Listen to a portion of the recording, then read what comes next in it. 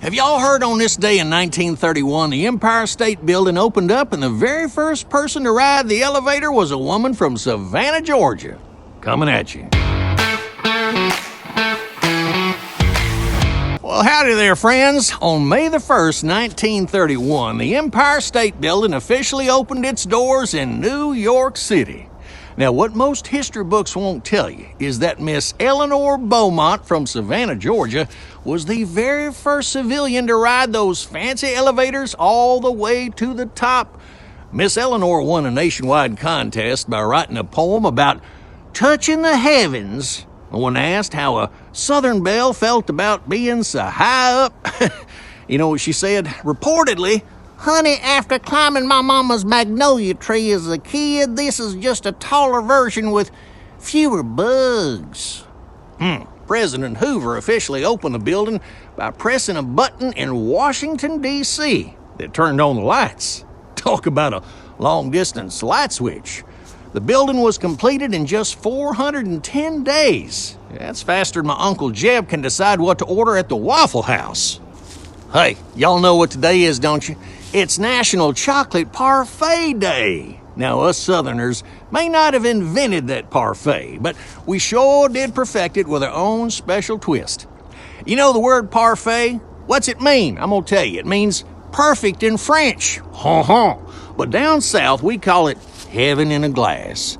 The Mississippi Delta region is famous for their bourbon-infused chocolate parfaits that'll make your taste buds do the two-step.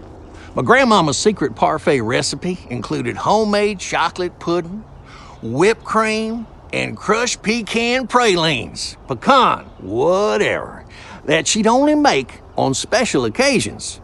She used to say, "A day without dessert is like sweet tea without sugar. Just plain wrong, boy."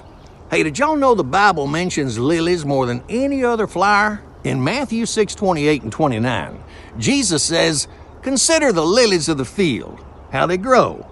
They neither toil nor spin.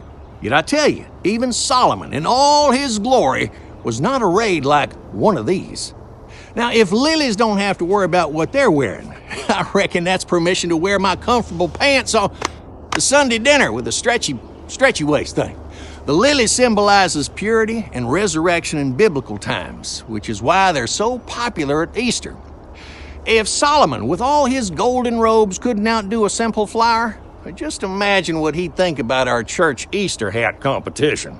Ooh-wee, y'all better iron your fancy clothes, because the 151st Kentucky Derby is happening this Saturday. The longest continuously held sporting event in America has been running since 1875. That's longer than most family feuds in my hometown. Hey, did y'all know that they serve about 120,000 mint juleps at Churchill Downs during Derby weekend? That's more mint than my herb garden after a spring rain. And those fancy hats the ladies wear, the tradition started as a way to keep the sun off, but now they're bigger than my cousin Earl's fishing stories. Hey, you know, I once bet on a horse named Southern Comfort. I think I told y'all about this. I'm gonna tell you again, because it reminded me of my uncle's favorite drink. The horse came in last, but at least I knew how to drown my sorrows. And that's all for today's Have Y'all Heard, because now y'all have. Leave a comment if you're smart or smiling or hungry. Until next time, later taters.